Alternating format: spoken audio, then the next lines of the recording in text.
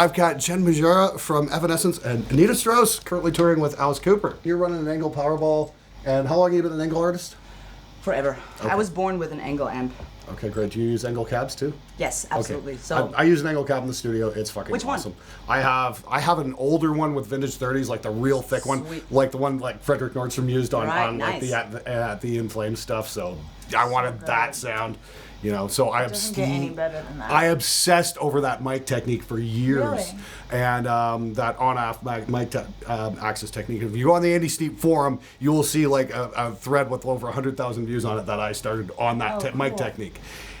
And it wasn't until last year until I finally got it right. I was actually hanging at Ulrich Wild's studio in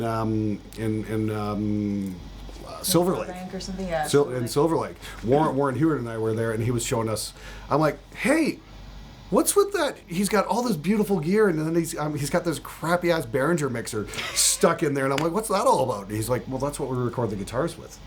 And I'm like, get the fuck out of here. Yeah. And I'm like, what? And he's like, oh yeah, well, we learned this doing Great Southern Trendkill because Dimebag couldn't get his tone unless he had this shitty little Mackie mixer. Right. And he's like, I'm like, but it's Behringer. He's like, dude, we're not doing Celine Dion. And I'm like, okay. So I went out and found one of these Behringer mixers and went back to my studio, and I just got this little 2-channel, and I did a video on this, and you pull up one mic, you pull up the other, but the trick is you got to blend them on the board. You don't do it in software, you blend them on the board, and boom, there's that Clayman sound. I'm like, motherfucker! I obsessed over that. You're like, "Dee, dee, dee, dee, dee, dee, dee." I'm like, I obsessed over that for 10 years. I have stacks of notes, and I'm like, it took 5 minutes to get right. I'm like, son of a bitch. I hope you sent Ulrich a nice bottle of wine or something. Yeah. It's like, trust me, yes. It's like, well, I did a video, and I got a text from him. Hey, thanks for sharing my secrets, asshole.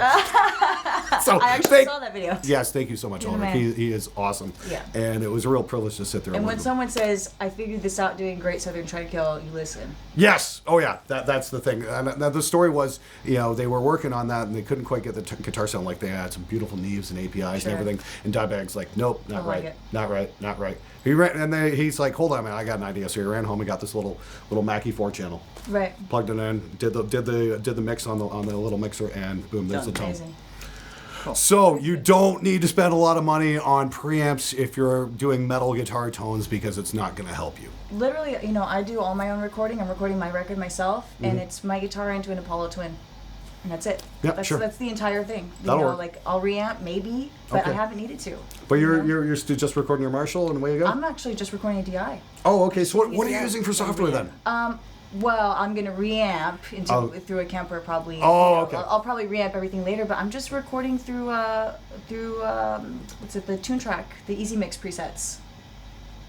Wow. Yeah. I mean, this is what I'm using to listen. Okay. It's not going to be on the record. Okay. So are you guys using real drums on your record? Oh yeah, of course. Thank you. Yeah.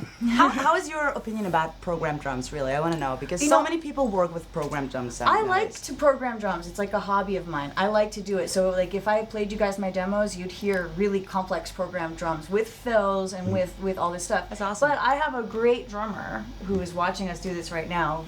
My boyfriend Josh plays drums on all my stuff, and it's the touch of a live drummer versus the program drums. Like I thought that my songs sounded cool, and then when you have someone that's actually a drummer playing the drums on it, it gives it a whole new life. Like I can sit there on the grid, and I will say without it's a little like bragging, but I'm really good at programming drums. Like I do cool fills because I had a lot of time on planes and buses and stuff, so I learned how to program really cool stuff. And the Tune Track Superior Drummer makes it so easy. Yeah. I don't have an endorsement with them or anything. I just like their stuff. Like, okay, hey, here we go. If I say a brand name, everyone goes, "They're paying her to say that." Okay, hear that Tune Track, guys. If you want a Tune Track, I use their stuff because they make it very, very easy. I use the Andy Sneap guitar presets and the Superior Drummer, the Drum Kit from Hell. Drum Kit from Hell, yeah. And it's so easy, and I can sit there on the grid and I can go do do do do do do do do do do do do do do bop bop, whatever. Yeah, sure.